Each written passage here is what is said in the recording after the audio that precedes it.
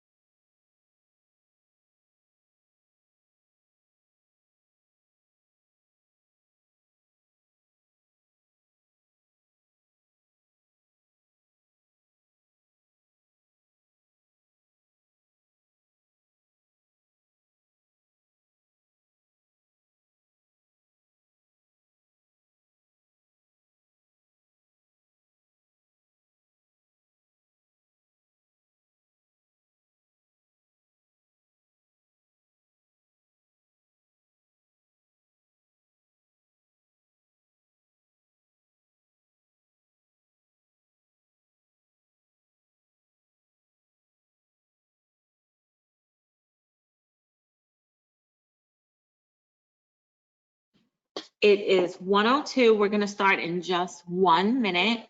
We have about half of the folks that registered are already on, but I will give them to 1:03. So we respect everybody's time. So again, I'll see you in 30 seconds.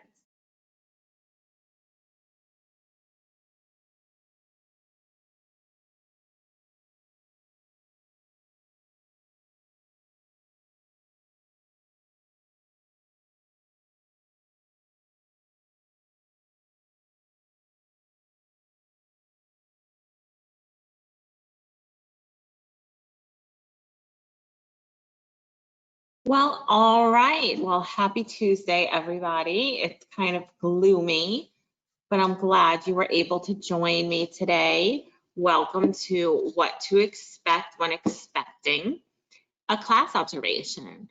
We're going to share a lot of information today, so sit back, get comfortable, and be open to the learning. I just want to give you all a shout out because virtual learning, we've been in this about 7 months, but I still want to shout you out and say thank you for taking this journey with us. It's new to everybody. It's not always easy. Sometimes we have technology issues, but just you got this, I got this, we're in this together. And what a cute little baby. Just some housekeeping to go over. As you know, all our trainings are for in-service hours only. Please give us about 24 hours and your certificate will be emailed to you to whatever the address is that you use to sign up for this training. We cannot send it to other people's addresses, other things like that. It has to go to just what was used to sign up. And in order to receive your certificate and to be marked as attended and participatory in our training, you have to log in to GoToWebinar either on your computer or download it as an app on your phone. When you just call in, that doesn't register your attendance. That's if for some reason, let's say your computer doesn't have sound or something like that. So please just download the app, it's free, and you get a better experience in general when you do that. As you know, when you registered, there are 3 pre-test questions. We thank you for answering those, and please, once the webinar ends, there's 3 post questions as well as a training survey of about 5 questions. We ask that you really do fill out the training survey. We'd like to know, we want to hear from you. If there's some way we can improve, if there's some other topic that we have not shared in our training calendar series, we want to know about it. So please take a moment to just let us know. And any questions or anything about training registration or certificates, they all can be sent to ELCB, B for Broward, training at elcbroward.org.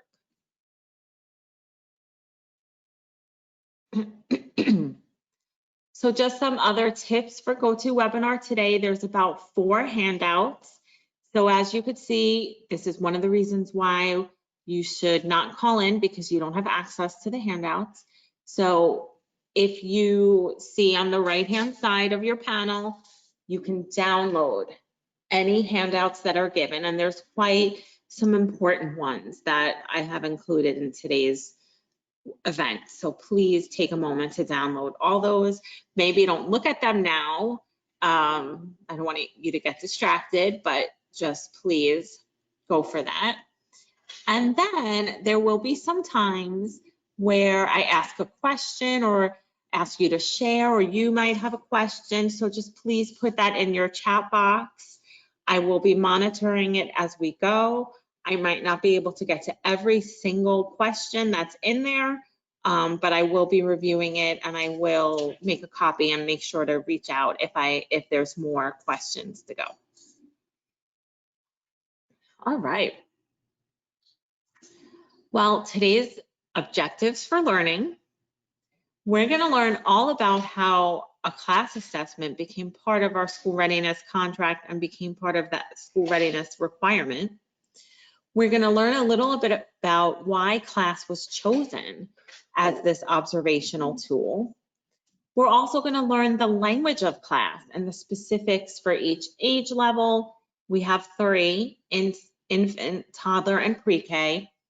We're going to also talk about what happens before a class assessment, during the assessment, and after a class assessment. And we're going to leave you with information about additional resources so you can continue the learning on class.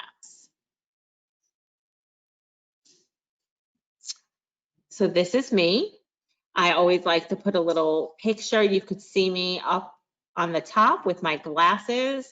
That is a picture of a training that I did pre-COVID when we were in person and able to gather in large groups.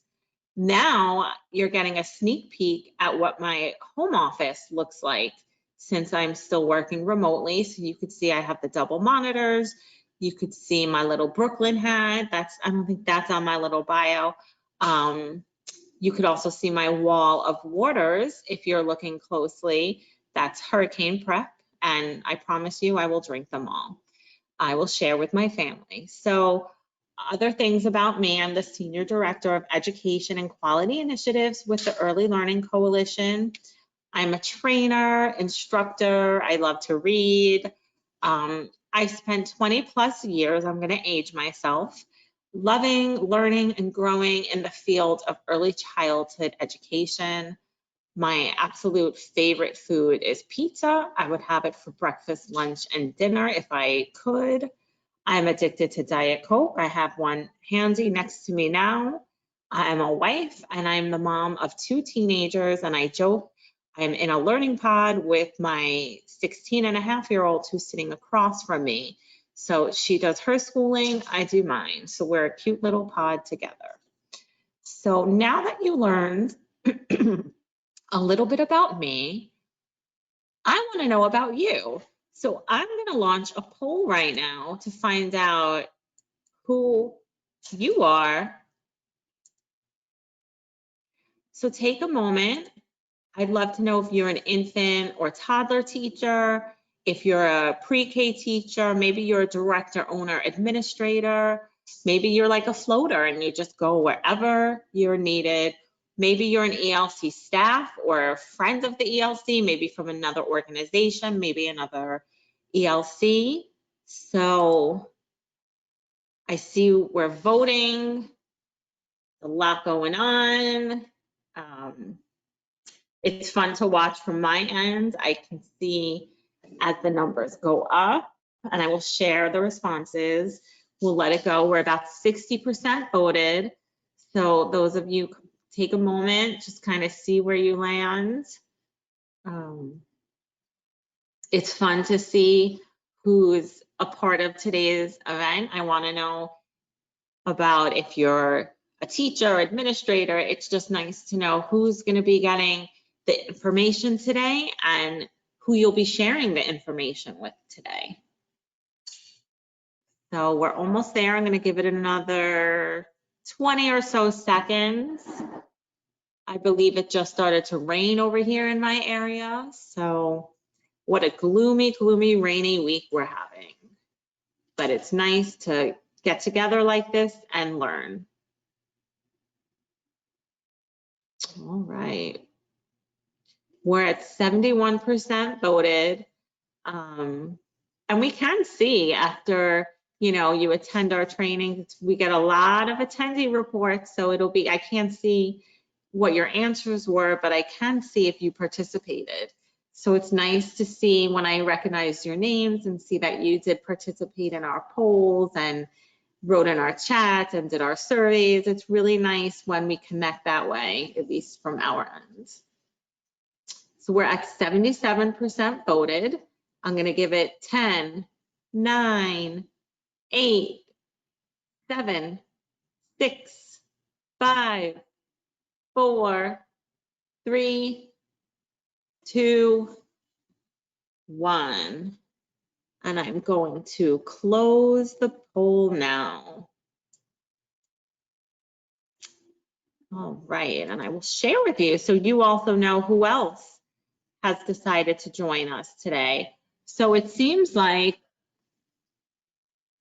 our pre-K teachers are in the lead of attending today, followed by our infant and toddler folks. And then we have our director, owner, administrator folks as well. A shout out to all the ELC staff or friends of the ELC at 7%. And our floaters, you count just as important as everyone else. So we're glad to see you. So now we'll get back to the presentation. Let's see, give me one moment. There we go. And we are back. So now let's get started. Why did that happen? That's weird.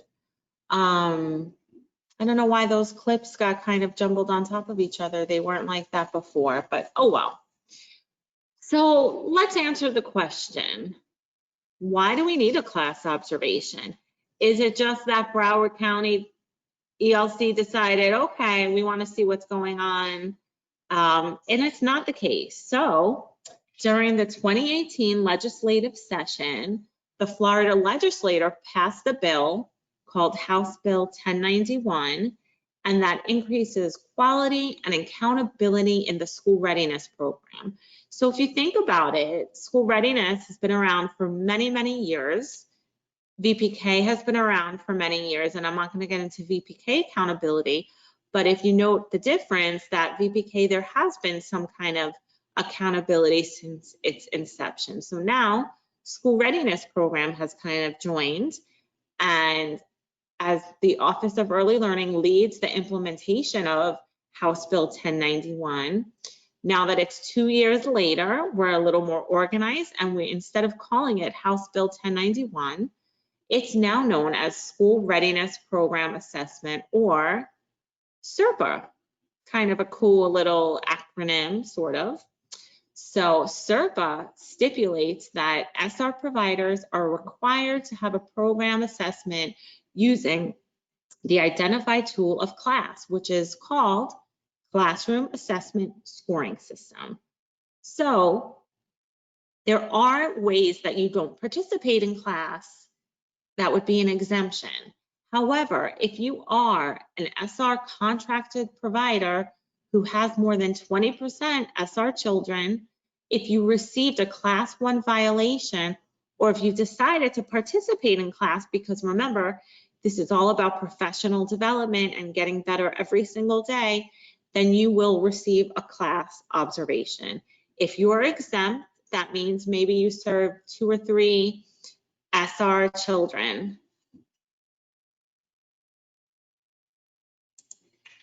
So,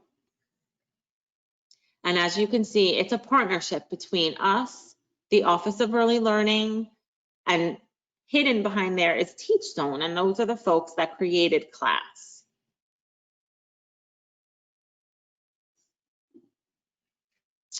So what is CLASS exactly? So it's a program assessment tool, and it's recognized internationally for capturing the elements within a classroom that improve child outcomes. Just a little note for you all, if you're familiar with Head Start, the Head Start program, they use CLASS as well, and Head Start is national, it's everywhere. So just think, you're being rated just as high, as important as all those Head Start classrooms. So we're up there with the happenings of early childhood, and we are taking a lead in Florida as the leaders of what's quality. So the assessment itself primarily measures the quality of the classroom interactions between the teachers and the children. And there's 3 tools: infant for 0 to 18 months, toddlers 19 to 35 months, and our pre-Kers who are 35 months to kindergarten entry. Because as we all know, what I would look for, what you would look for in your pre-K class is very different than what you would look for in an infant class. If you have an infant class where one of the infants is talking and in sentences and sharing the way a pre-Ker, that's when we call Help Me Howard or something, and we get them on the news. If you have a mixed age group, a mixed classroom, then we go, as far as the tool goes, the majority of the children in the classroom. So that's something we'll kind of touch upon later. But just if you're thinking, oh my God, I have 3s and 4s, I have 2s and 4s, I have 2s and 3s in a classroom, don't worry, we'll go over that.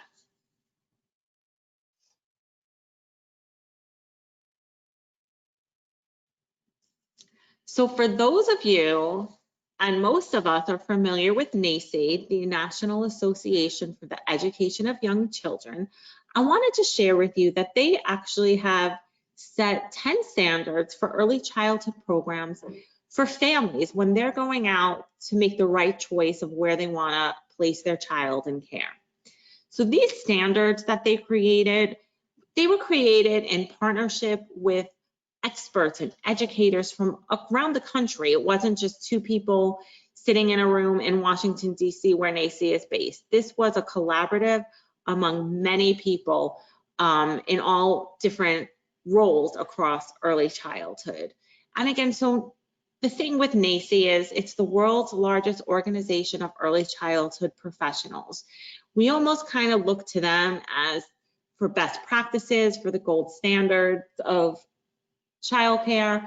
They actually just finished this weekend their Florida FLACY conference. I'm sure many of you attended. Again, it's one of the hallmarks of early childhood.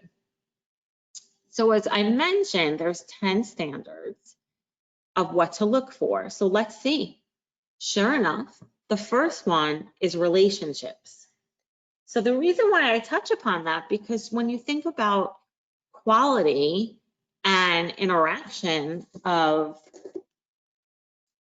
class, we think about having relationships with the children.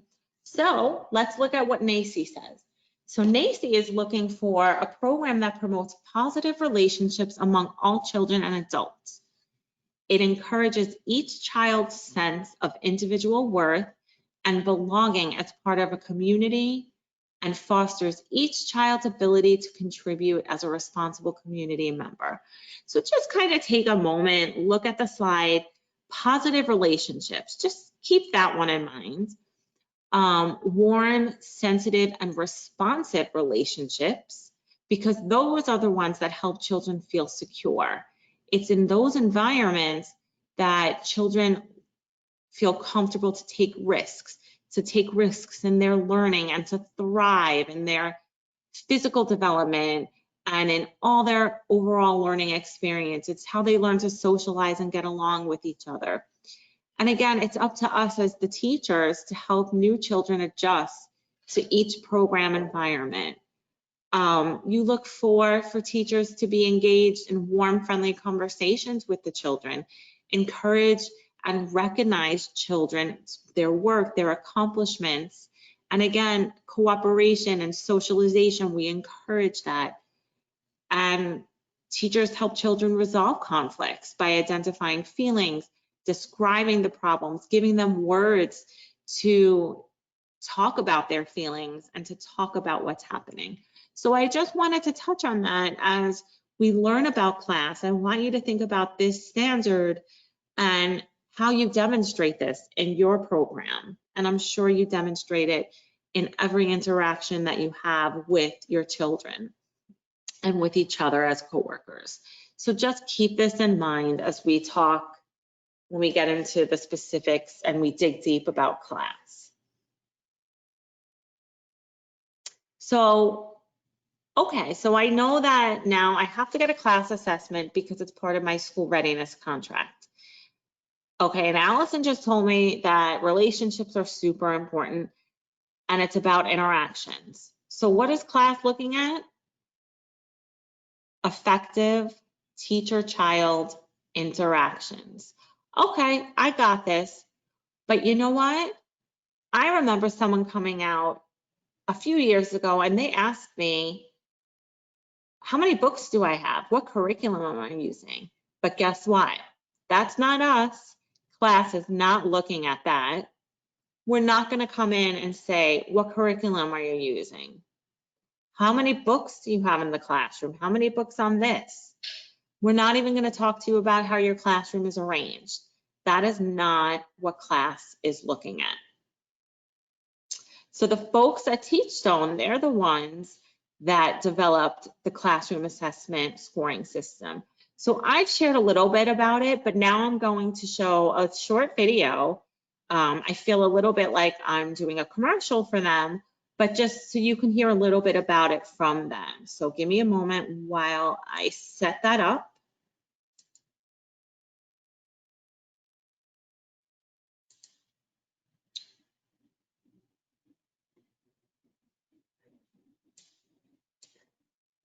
And here we go.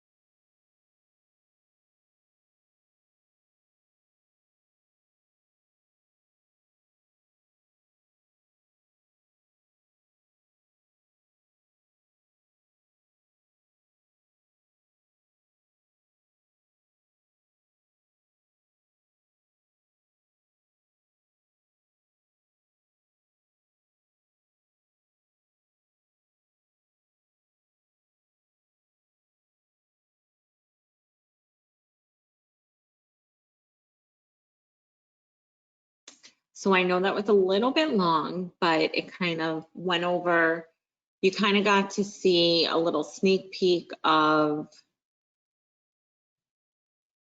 how people get trained and really from the creators of the tool.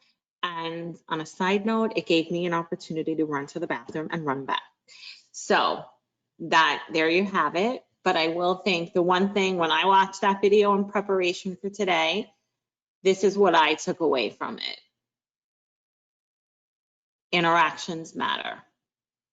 Interactions matter.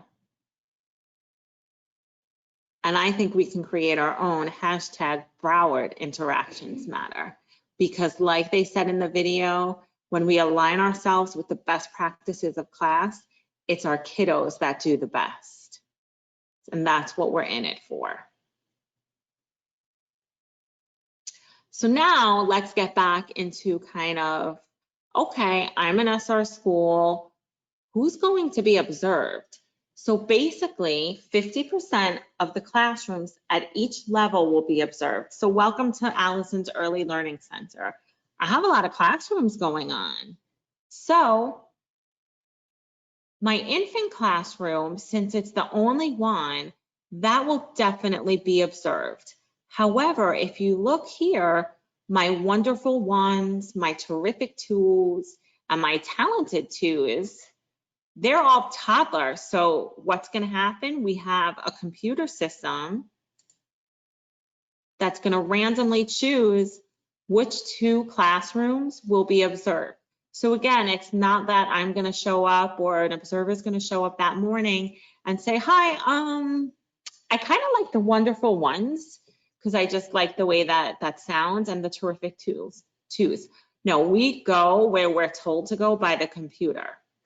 Then you could see the totally threes, the silly threes, and the VPK group. They're all pre-K tools. So guess what happens? It's also randomly chosen.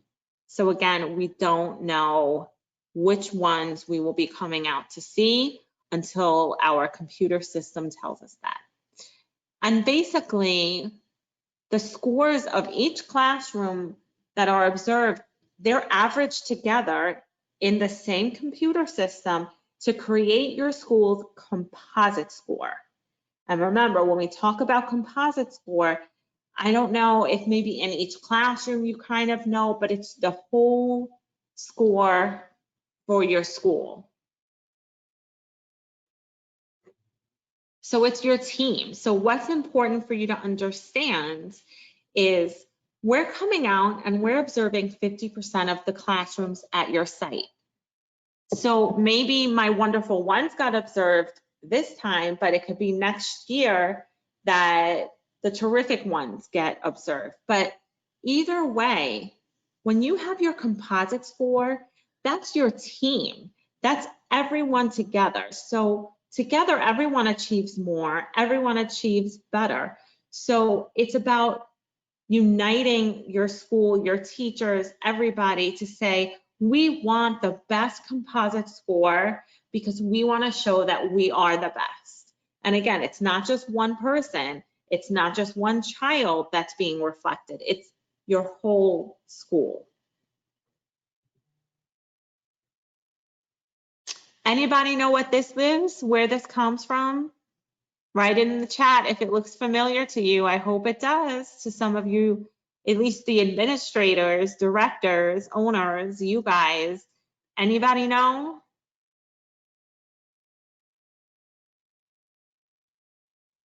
Okay, yep. Let's see. It's QPS, that's right. So if you knew that this was our quality performance system, you were correct. This is where teacher names and now new, their education gets entered. Language of the classroom, the age of the classroom, the name of the classroom, and guess what? New to us now, which we'll be sharing at another meeting, we're gonna work on this every month and have it updated, which is very exciting. And we'll talk more about that at our next plan meeting, which will most likely be next Wednesday. But again, as I mentioned earlier, we don't just walk into you one day and say, here, we're here to do an observation. In this system, you enter in your teachers, your classroom, the age level of the classroom, because again, when you're putting in, let's say your infant classroom, you need to tell us which tool we're going to be using, because you know your school, you know your terrific ones are a toddler class or whatever the case is, or because not every classroom name reflects their age. You know, some schools it could be, I'm here to observe Mickey Mouse, but I don't know, we don't know what the age is for the Mickey Mouse classroom. So it's imperative that we have this information, and it's imperative that now we're going to be updating that every month, so we don't have to knock down your door and say, where is it, where is it, where is it? So again, this is more for our teachers, for our director owner side, but just so you're kind of aware, these are the ways that we find out who we're coming to observe.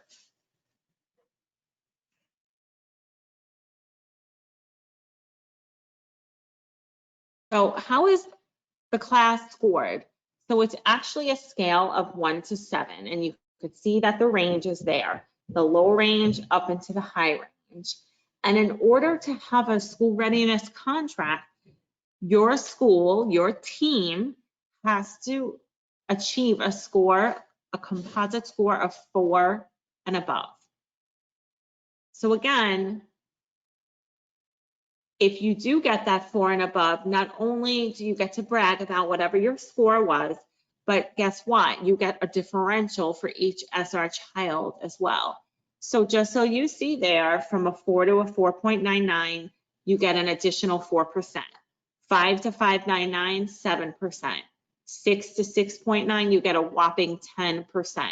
This is for all your SR enrolled children. So there's a little incentive for everybody, because again, the more money that comes into the school with this differential, the more it could trickle down to everybody at the school. So as a class observer comes in, we look at every detail of what we're looking for, that we're going to dig deeper on in a few minutes, but we look at the frequency of how often a positive interaction is happening. How meaningful is it? Is it a real meaningful interaction, or is it just kind of like, okay, thanks, and go play? And how long does it last for? So these are things, so I mentioned this to you now because I know sometimes we have, let's say, little Johnny in our classroom. Little Johnny's never absent, but little Johnny sometimes throws everything off in my classroom. That's okay, because if it's just little Johnny, it happens once or twice throughout the observation, that's okay. It's not going to change the whole heart of the whole observation. One other thing to mention is that when we are observing, we observe for different times of the day. We're going to actually talk about that later, so I'll hold on that. So again, the class is scored on a scale of 1 to 7, 4 to 7 being contracted ranges. Now, what if? The what if. If you score less than a 4, you'll be contacted by us, and there's some options. And as you could see, the options get a little more severe. You can request a second assessment and say, you know what, I don't agree with it. I want to have a second assessment. And that's fine. And you can have that. You can request it and we'll work with you on it, but it comes at your own expense. You will then have to pay for the observation, and we'll send someone out to you. We have to still be the ones to send it out to you, send the person out to you. You can't just call someone down the street. There's specific training, there's specific certifications that go along with being a class observer. You might be placed on a quality improvement plan. That's a plan that we create together, similar to like a VPK plan or something like that, where we work with you to make sure that you get specific training and coaching on how to improve in your class skills and your interactions in the classroom. In the most extreme of cases, your contract can be terminated. We're not going to talk about the what ifs today because we're here to learn about the whys and the hows and the whos, and that's for another time. So again, but I just want you to know, and I think it's important that everybody is aware of this, that not only is just the owner aware of what's required of an SR provider, not just the director, not just the office manager, but every teacher, because again, it's your team that creates this composite score. It's not just one person, it's everybody. I will share with you that when I worked at a school in Miami many years ago, because I'm getting up there in age, we were a VPK low provider. When I met with my teachers, we were a Head Start program and we had multiple classrooms. I brought in all about 10 VPK teachers and I said, okay guys, we're gonna talk about, because we're a VPK low provider, and nobody knew. And everybody was upset because they had never been told that they were a low provider. So again, this is something that is important for everyone across the board to be aware of, everybody. From, and we shared it from, again, our owner, our director, down to the wonderful lady that helped with lunches. Like, it was everybody. So I'm glad that we have such an array of participants on this call, from our infant teacher, our toddler teachers, our floaters, everybody. So scheduling and the day of the observation. So when we're ready, and at the current moment, we are not coming out to do class assessments due to the pandemic. We will change that at some point, but for right now, when we're ready, a class certified observer will call the school and say, okay, this is your window. We're going to come in the next 2 weeks, but you tell me, you can block out 3 days where, let's say you're having picture day or something where you're just like, you can't come that day. We're gonna really try within that window to iron out the best day for you, the best day for us. So again, we're gonna work together on our window. Now, the one thing is, it might be that you have one observer that comes to do all, let's say, 4 of your classrooms, but it may not be, because again, we have to also think about when you entered in your teachers in QPS, you made sure to tell us that in the infant room, my infant teacher, she only speaks Spanish, so that I know and my team knows that when we're scheduling this, we are going to send out an observer that is fluent in Spanish and English. Because again, we don't want to come out, do an observation on a teacher that speaks only Spanish, but let's say I were to come out and do that. I don't speak Spanish. I can understand it very little, but that would just be an injustice to you, to your teacher, to everybody. We want you to succeed in this. So we need your help in making sure that together we have the best information to come out and do this observation. So now, that actual day of the observation, please expect that someone will stay about 2 hours in the classroom. So basically, what happens if you're not staring at you for 2 hours straight? What's going to happen is we do cycles, and we typically do 4 cycles of about 15 to 20 minutes.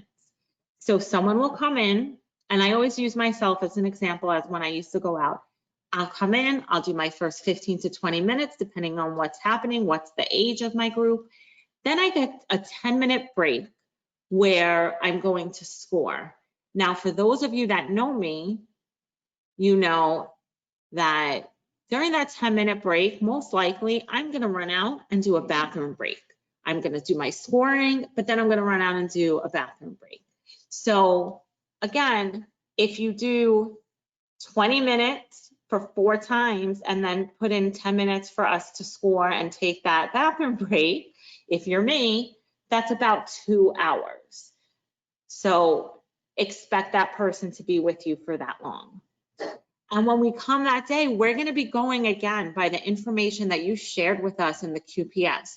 So we're going to come and say, hey, the teacher of the wonderful ones is Susie. I'm here to observe Susie Smith in the wonderful ones. Now, let's say for some reason the teacher is out, the teacher is new. These are things that it's best to tell us in advance. So for example, we're not even allowed to come out and observe if the teacher is new. We need to make sure that the teacher has at least 2 weeks in the classroom getting to know those kiddos. Because again, think about it. If it's her first day and we come out, is she gonna know those kids? Are they gonna know her? It's not the best reflection of what a warm and positive relationship would be happening if it was 14 days in at least. So we have to, again, these are one of the times where we need you to tell us, oh my God, no, she's new. I just hired her last week. She might not even know what class is.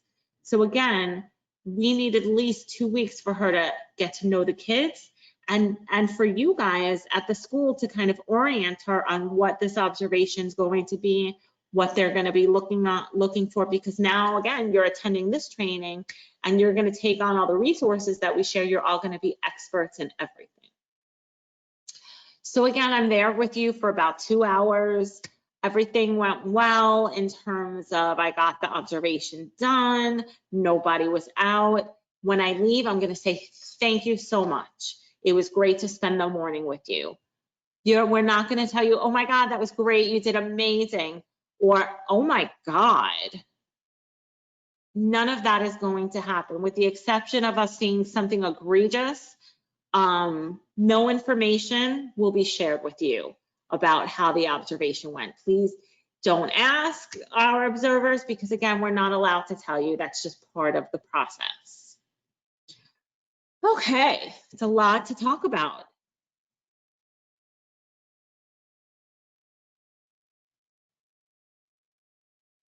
So now we talked all about kind of the whys, starting of the process. So drum roll, please.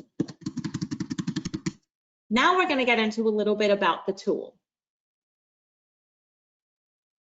So if you look here, like I shared earlier, there's an infant tool, a toddler tool, and a pre-K tool. Jennifer, we're going to talk more about that. I just had a question. We're going to get into that.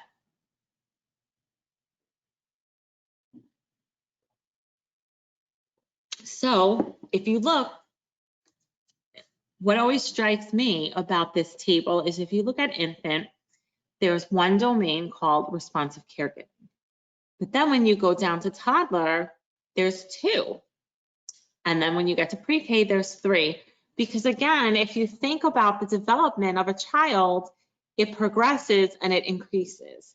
And that goes the same with the class tool. So again, as we talked earlier, what you see from an infant classroom, you're not necessarily going to expect to see some of those things in a pre-K classroom. So everything is personalized to the ages.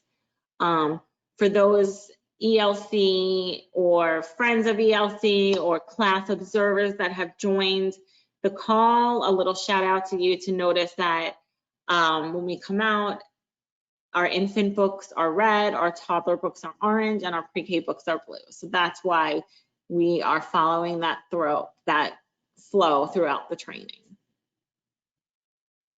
So let's talk about one of my favorite ages in preschool, the infants. When I was a director, I could almost always be caught, quote, helping in the infant room or, quote, playing in the infant room. So in responsive caregiving, there's 4 marks that we look for: relational climate, teacher sensitivity, facilitated exploration, and early language support. So if you just take a look at those 4 things, you could probably start to get a little bit of a sense of what they encompass. So just think about it for 1 second. And now we're going to share what it is. So relational climate. It's about creating a positive classroom environment. It's all about how you make connections. How, do you make eye contact? Are you close by to your kiddos? Are you giving them affection? Are you talking to them in a calm, gentle voice? Now this is the big one for infant, for me. This is me as a class observer. Communication of intention or transition. So I'm looking around the room, I'm playing with Susie, and I look over at Johnny and I say, oh, I need to change Johnny's diaper. I'm gonna go just pick Johnny up, pull him away from what he was doing and change his diaper and plop him down on the changing table. Woo, that was abrupt. However, if I would have instead said, oh, Johnny, I'm gonna come and pick you up and take you, it's time to change your diaper. What a different experience that is for the child. And again, that's one of the things that I feel like sometimes I know we forget, but we need to give them a little heads up on what's gonna happen. And again, lack of irritable language, frustration. I know sometimes it gets tough, but we are in there with our kiddos and we are the ones that set the tone out. They're gonna feed off our vibe. So let's keep it as positive as possible. Teacher sensitivity, when I'm changing Johnny's diaper, I'm still scanning around the room to see what's happening. I see Susie, I see, I don't know, Maya, that's my daughter's name, so I just looked at her. I see Maya and Maya goes, and I engage her in conversation. Even though I'm still working with Johnny, I'm still talking to Johnny, and I'm doing it all because I know you guys as caregivers, you are doing it all. And again, we're looking to make sure that the infants, they are comfortable around you. Facilitated exploration. So again, we're looking at teachers' facilitation of interaction and the experiences through play and the routine care, because remember, they learn through routine care. So again, is the teacher involved with the children? Are they following their lead of interest? Are you letting the children choose their activity? And if you see that they're getting bored, maybe you offer another toy, because again, you're in tuned to what's going on. So you see they were playing with a rattle and they're done with it, so now they need another toy. So you're looking to enhance their experience. Early language support, again, does the teacher talk throughout the day? Does she self-talk, describing her actions, describing what's happening? So again, I go back to, okay, Johnny, I'm gonna pick you up, I'm gonna change your diaper. And as I'm walking over, oh, Susie, you're still playing. Guess what? I'm gonna go change Johnny's diaper and then I'm gonna come back and sit on the floor with you. So again, these are things that you're probably doing, but you didn't know, oh, that is part of the class tool. And our kiddos, how much fun is it when they're starting to babble and make sounds and oh, oh, you want your bottle? Yes, you must be so thirsty. So we're giving them words, and we're still, my favorite back and forth are those conversations, is repeating after them, is that to me, I have the most fun with. And I guess that to me, as since I have teenagers, I miss the most. I forget where I was, and I was with my daughter and I saw a little cutie and I was like, oh my God, look how cute. And she was like, Mom, just have another one. And again, I think I'd rather just go visit a center and hold a little baby instead of having another. That's my personal opinion now. But again, that's one of my favorites with the little ones. So now I'm going to take a sip of my Diet Coke and we're going to watch a video. So let's take a moment and just think about what we talked about with infants and just see what you see reflected in this video.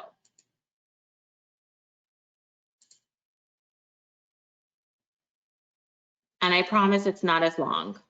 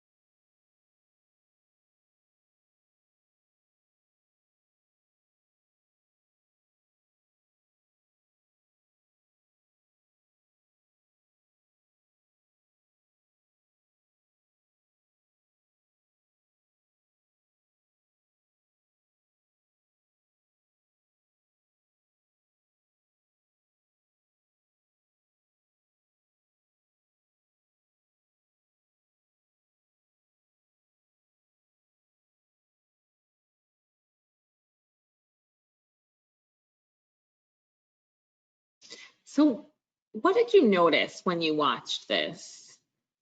Put a few things, if you can, in the chat box.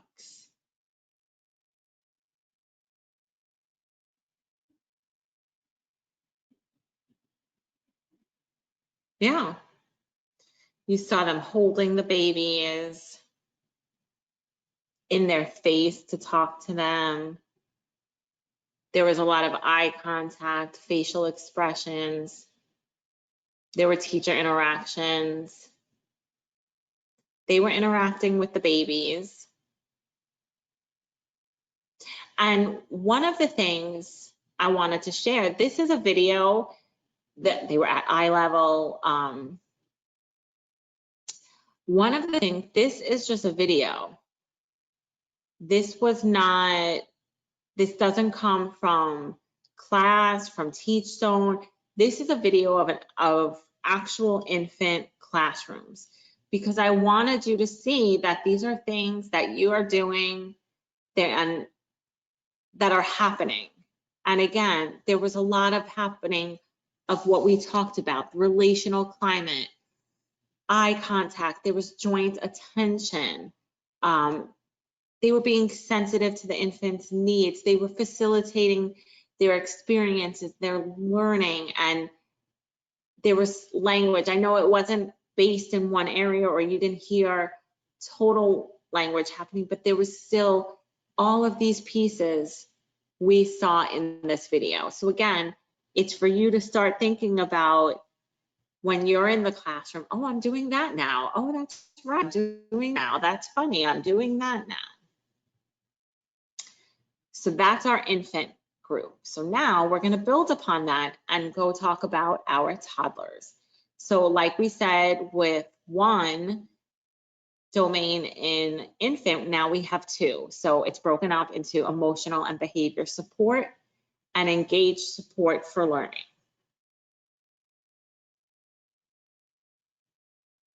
So the first thing that we look for in a class observation is the positive climate, similar to infant relational climate. But again, it reflects the connection between the teacher and the children. The teacher is often in close proximity. They're engaged, they're interacting, there's smiles, they're high-fiving. And again, the teacher is using a warm, calm voice, respectful language, and is making eye contact. Now on the flip side is negative climate.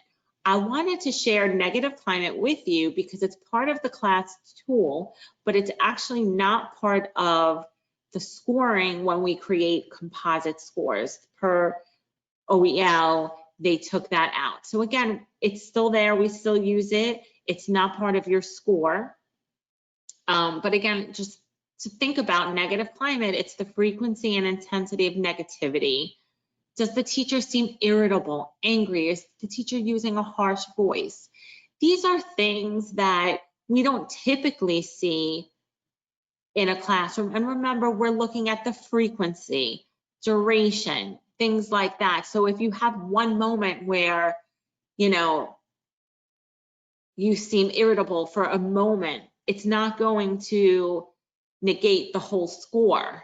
Again, we look at how many times is that happening. And again, if there's something that we see that is so harsh or something like that, that's a different story. That is something that we will address the day of if we saw something egregious. So now we're going to look at teacher sensitivity. So again, it's how aware and responsive is the teacher to the children? Is she looking for cues? Do they need support? Are their needs being met? You know, if a child is upset, are they comforted? Is it successful? Does the teacher help in resolving problems? So again, how sensitive and aware is the teacher? Regard for child's perspective. So I'm going to walk into my classroom and I'm going to say, today we're going to only do this. You cannot play anything else except with the blocks. That's it. Only today, that is it. Are you thinking about the kiddos in that situation? Are you giving them any flexibility? Probably not. So again, when we look for child's perspective, we're looking Is the classroom child focused? Are there choices? Does the teacher give children opportunities to demonstrate their independence? You know, that's when we start getting into little jobs for the kiddos and things like that. A child mentions something to you, do you kind of engage and follow their thought process, or do you say, no, no, no, we're not talking about what you did on Saturday right now. We're talking about this. So again, you have to think about it because you're thinking about it from the child's perspective. If you shut them down, how likely are they going to try again? It's just little things to make the flow of the positive classroom. Behavior guidance. Are you promoting self-regulation? Are you being proactive as opposed to being reactive? And I always say this in trainings that I've done before. You know, as a teacher, it's survival of the fittest. And the kids will drain you of your energy, your thoughts, everything. They will win. So again, if you go in with a plan, you'll most likely be proactive. If you just go in, you're going to be reactive and you're going to see more problems. Just had to take a sip of water. So again, remember thinking about positive phrasing of what you want them to see, reviewing your classroom rules. You know, that's an activity that you could just do during a circle time and review the rules. There's nothing wrong with reviewing them. And we also look to see how are children wandering or waiting for a long period of time. Think about sometimes when you do an activity and you're waiting for, if you have 15 kids, and everyone's going to go and have a turn. Think about the child that goes first, and then think about the child that goes last. Oh my God, they're just sitting there. The first child goes, and then they're going to lose interest by halfway through. The child that's last is sitting there, oh, it's never going to get to me. So just think about those things. We want to encourage everyone to participate, but maybe we say, okay, guys, we're going to hear from 3 kids today. And if you don't share now, you'll share later. Because think about how boring it could be to sit and wait. So again, it's not things to say, these are all professional development goals and learning about thinking how we can make the classroom flow better and be more fun and interactive. And in the end, you're going to put in the effort. So put in the positive, proactive effort. And now we go to engage support for learning. So are we looking, what are some of the opportunities for learning and exploring that the teacher provides? Again, is the teacher spending majority of her time involved with the children? Is she providing, or he, intentional opportunities and guidance for learning? Is the goal of teachers' involvement, again, is to expand their learning.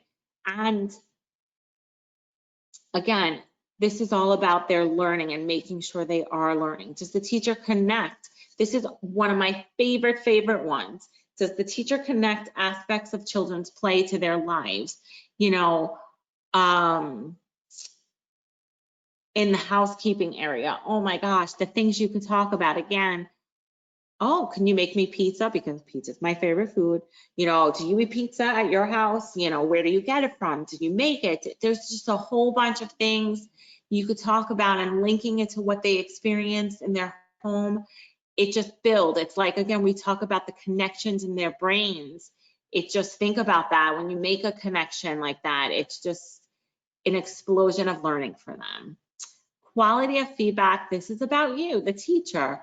How are you responding to their actions? Are you engaging them? So let's talk, for example, in a conversation. So if the teacher says, what does a plant need? And a child says water, and if the teacher says, okay, thanks, think about that. Then it ends. The conversation ends, it's over. But what if the teacher then says, why do plants need water? It's those why questions. It's an opportunity to really hear what they have to say. And again, to me, you know, we have all these shows called Children Say the Darndest Things. We want to know what they're going to say, because most of the time they will crack us up. So I love to hear what they have to say. In quality of feedback, it's also about giving some recognition for an accomplishment or encouragement, you know, wow, you've been working really hard on that puzzle. Or, oh, your picture is so colorful, you used lots of colors. Or to encourage, keep trying, you could do it. You've gotten this far on your puzzle, keep going. So again, it's things that you're doing and you just might not be realizing how it falls into the class tool. And then again, we're going to talk about language modeling. So again, I mentioned earlier, you know, in a classroom when you want to talk about feelings, well, let's give them the words, use a variety of words. A teacher was telling me that one of her students, it was kind of, I think maybe a 3-year-old-ish, came in the morning and said to her, I'm grumpy today. And my response was, wow, that this child used the word grumpy. Where did the child learn the word grumpy from? Maybe you use that in a communication. Language modeling, it's also one of the fun things is describing your own actions, the actions of the children. You are, in addition to a million other things, you're their narrators. You're narrating what you're doing. You're narrating what they're doing. I always say this as teachers, you should leave the day and not want to say another word to anybody. And for one, I know when I was in the school, sometimes I would have to, when I got in my car after, I would have to not have the radio on. I would just have to sit in quiet because I didn't want to talk. I didn't talk on the phone. I just needed to process the day. So now guess what? Let's take a look at a toddler classroom and see what we see.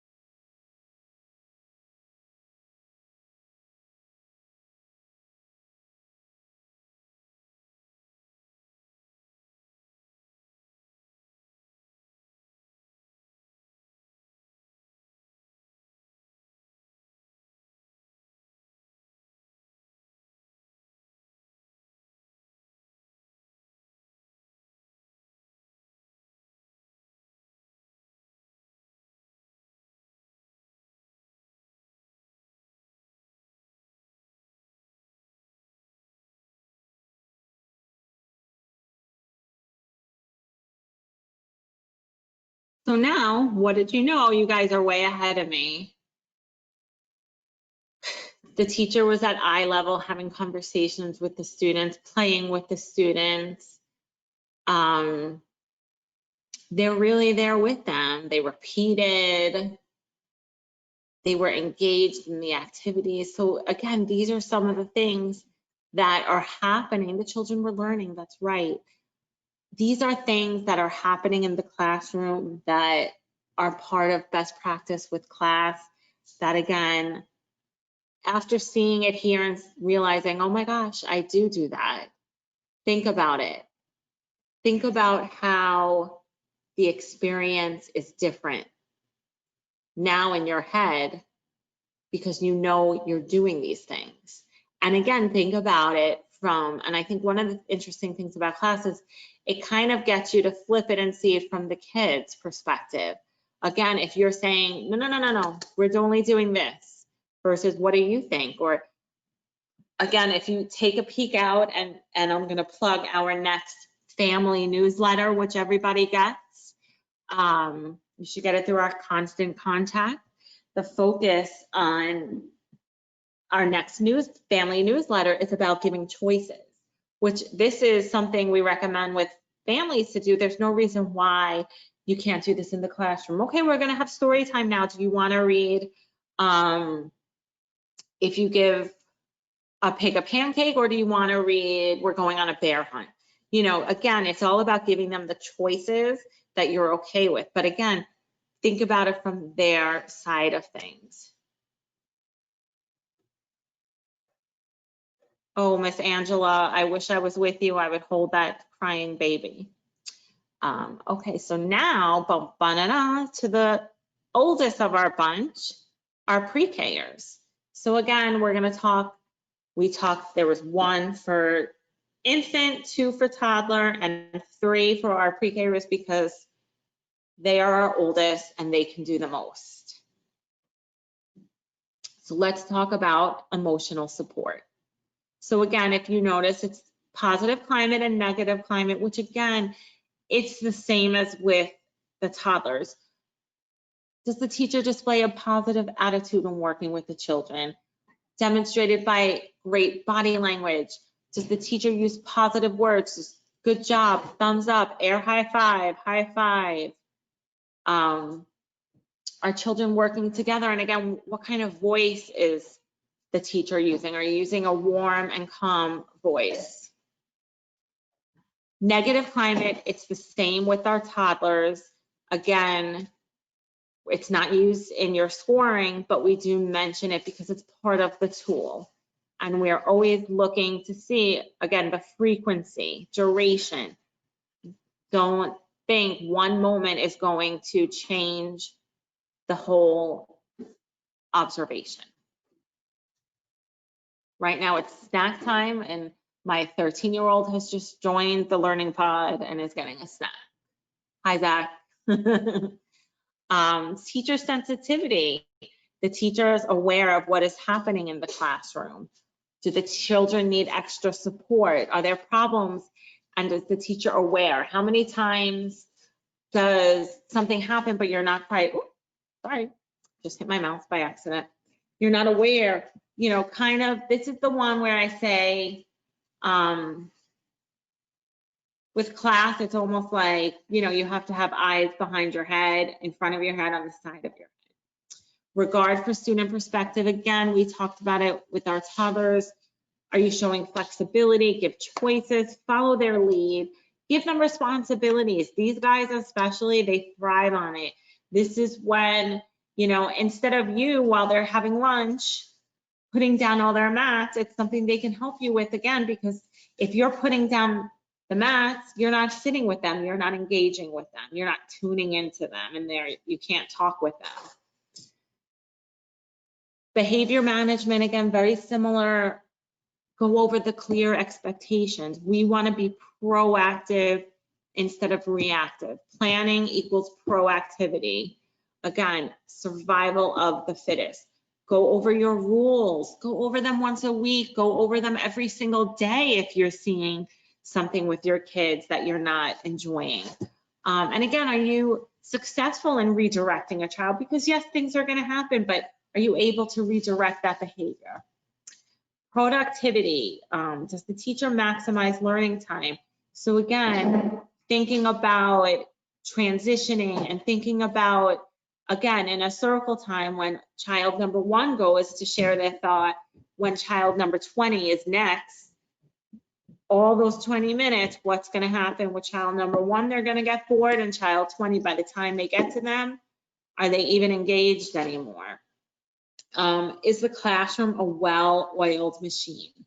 Another one, are materials ready and accessible? I used to, when I worked at another school, one of the teachers, when she would sit down to do a small group activity with the kids, she would then set up the activity right at that moment.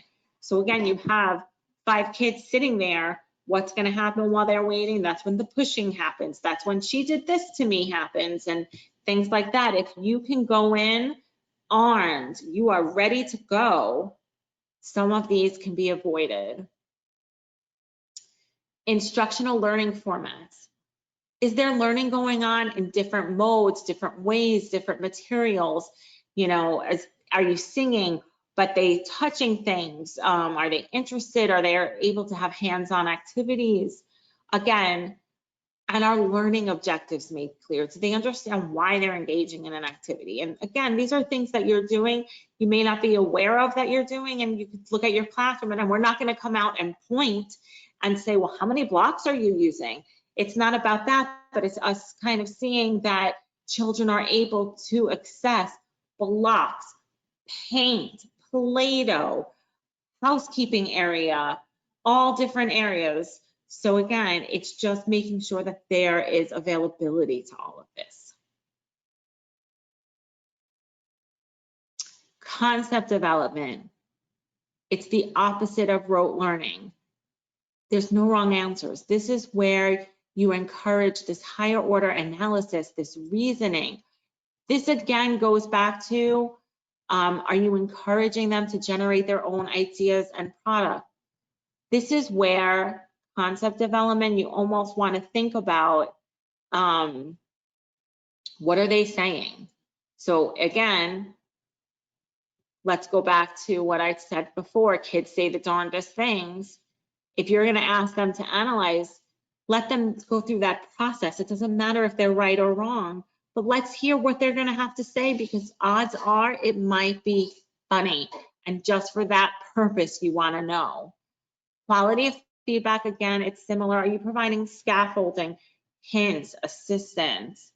Are you, again, going back to encouragement, keeping up, you can do it, you can do this, you've already come this far. So again, all of this stuff is engaging them, and it's supporting them. And finally, language modeling. Is there frequent conversation among teachers and children? Does the teacher use open-ended questions? Again, this is where you want, think about even a conversation you have with anybody. Think about when you pick up your child from school. How was your day? Good, fine, okay. What if you flip it and say, what was the best part of your day? Oh, the best part of the day was when we had the fire drill, or even asking what was the worst part of the day. Would you be more interested in a one-word answer, or are you interested in more of an open concept, an open-ended answer? So think about that. And again, are you narrating? Are you being the reporter? Oh, I see Johnny's going from housekeeping into the block area. Johnny, were you done in housekeeping? You're ready to go into a new thing, a new area? So again, you're narrating, and you're gonna be using words. Again, hey guys, today I'm grumpy. You know why I'm grumpy? I didn't get a lot of sleep. So you're sharing the word grumpy, which maybe is a new word to them. So again, it's just about building them up. And we're gonna watch one final, well, not, we're gonna watch this one video. This one might be a few minutes long, but I'm just a little afraid to cut it short, to stop it, because I'm afraid I'll do something to the technology. So just kind of hang in there through. You know what? Yeah, let's see. We'll take a chance.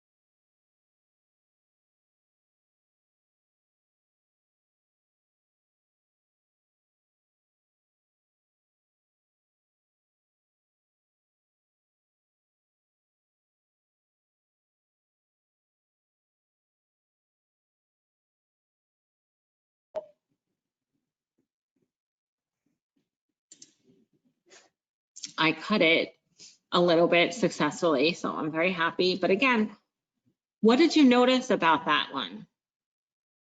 Write it in the chat for me.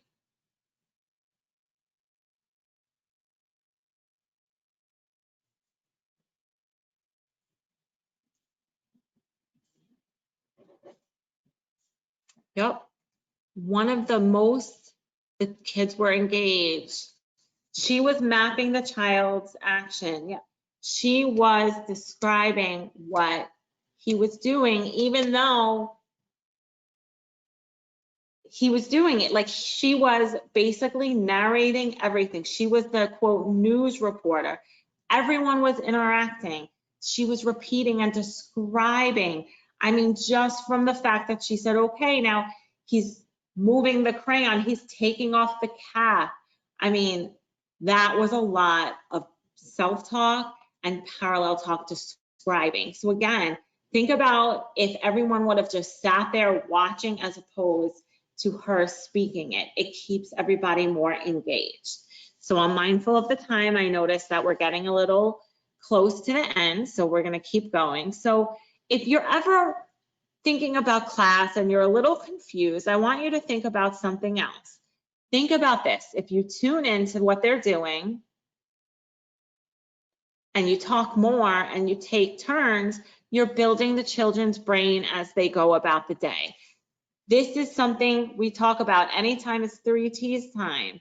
We want to grow their brain, but if you're tuned into what they're doing, then you're able to talk more and you're able to take turns. The 3 T's, the tune in, talk more, take turns. This is a new initiative that we're rolling out where it's for families, but again, I share it with you as the providers, as the teachers in the classroom, because again, think about it. Am I tuning in? Am I talking more? And I'm able to take turns. If you're doing these 3 things, everything else with class will come. So we'll take a deep breath. And now after the observation, what happens? Well, we're going to email you within 14 days of the last classroom observed with your score. You can also check QPS. It might be there as well. And then, you know, QPS is where you're going to keep up the classroom and staff. And then if you would like to know how your teachers did individually, we will set up a meeting with you. We could do it in, we'll do it virtually. Once we start coming back out, we can do it in person, which we're not quite there yet. But again, so that's how we know, even if you guys got a 5.99, you should still inquire, well, how did everyone do? Where did they do the best? Because again, this is something that's going to happen every single year. So you want to know if there's areas they need to be improving upon, or if you want to know yourself, tell me, how can I do better? So again, we are going to invite you to ask us to meet with you if you want that information. Now, we have 5 minutes to go, but I did want to acknowledge that yes, we are still in a pandemic. And you might be thinking, I'm walking around in a mask. How are they going to know I'm smiling at them? And we get that. And right now we're still not coming out to do the observation, but once we start, I want you to know that there's other ways. You give them thumbs up, air high five, elbow bump, claps. Put a picture of yourself smiling on your mask. Do a lot of verbal check-ins. Talk about feelings. If you have to say no to something because of like a safety reason, give them a reasonable or related alternative. Again, state desired behaviors. It might be that you might have to have different classroom rules now because of COVID. So again, that's okay. Have extra materials ready. Again, that's something we should have. There's always, but think about now, you know, we don't want to have everyone touching everything. Just continue to ask questions that promote that higher order thinking. Respond, ask questions, you know, and if you can't hear them because they're wearing a mask, please, what did you say? Please, I couldn't hear you. Acknowledge them. That is okay. And again, you're on here today with us, so you were probably quarantine training with us, where a lot of our trainings We talked about class. You might have attended Hug, Loves, and Positive Interactions. Again, these are all class-based training. So when we come out and we do your class assessment, this is your chance to say, huh, I was listening to that training. I did learn from that training. And we're going to see it reflected in your class scores. So keep calm and show off what you learned. How are you feeling now? Whew, I know I'm feeling a whole bunch of things. Are you feeling like you're ready? Stressed? Do you feel like, oh my God, I'm running away? Do you feel like my team is ready? My team got this. My team has it. I want to know more. I can't wait to share. I'm a director and I came to today's training. My staff couldn't. I can't wait to share what I learned. Or we are doing so much already that it's okay. So we were supposed to do another poll, but we're going to skip that because I want to show one last video. And this is from another teacher through her class journey.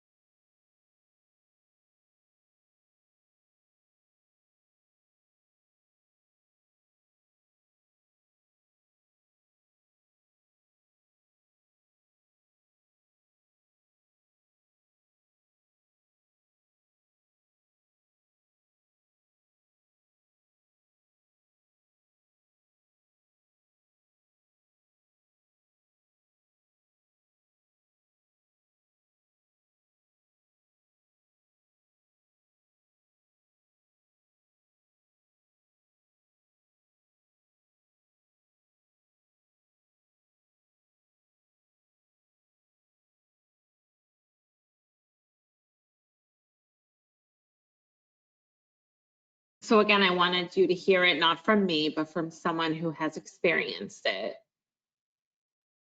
So I know you want more, and that's okay. So again, I show you our training calendar where we highlight a lot of class trainings. And again, any training that you attend, it's going to help the flow of your classroom, and you're going to get closer and closer to being a well-oiled machine.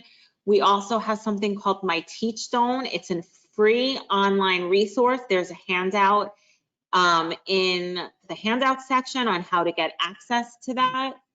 So my final 1 or 2 messages to you is stay classy, Broward. And Again, thank you for attending. If you have questions, you can reach me at my email address. Better email than phone. Some of you have tried, you know I'm not great. If you have questions about QPS, class, or getting access to my TeachStone, please direct that to the email address class@elcbroward.org. You can also email Amy Hamwee at, here's her email address. If you have questions about training certificates, please direct those to, remember, ELC Broward training at elcbroward.org. So that's it for me. I'll leave this up if you want to take a snapshot of it. I thank you all for joining me today. We'll post this training. If you have coworkers that did not attend today and you want to share it, we'll post it shortly. And again, thank you for joining us today. Have a great rest of the day.